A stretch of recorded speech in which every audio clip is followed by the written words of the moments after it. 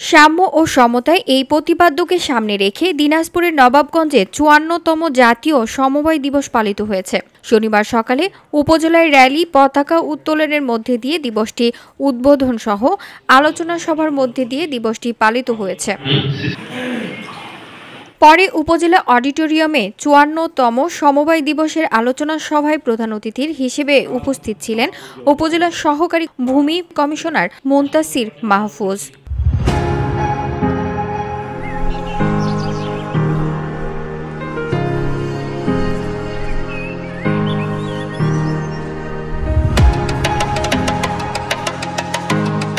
সমবায় দিবসের আলোচনা সভায় উপজেলার সমবায় অতিরিক্ত দায়িত্বপ্রাপ্ত কর্মকর্তা মোহাম্মদ মোতাহার হোসেন সরকারের সভাপতিত্বে আলোচনা সভায় বিশেষ অতিথি হিসেবে উপস্থিত ছিলেন নবাবগঞ্জ প্রেস ক্লাবের সভাপতি মোহাম্মদ মতিয়ার রহমান, মুজিদনগর কারিগরি কলেজের প্রিন্সিপাল সি বিপ্লব সাহা সহ উপস্থিত ছিলেন উপজেলার সকল সমবায় কর্মকর্তা ও কর্মচারীবৃন্দ। আলোচনা সভায় বক্তারা বলেন, দেশের দরিদ্র বিমোচন সম্ভব হয়েছে। সমবায়ীরা নিজেরা যেমন স্বাবলম্বী হন, তেমনি পরিবার, সমাজ ও দেশকে স্বাবলম্বী হিসেবে গড়ে তুলতে সহযোগিতা করে।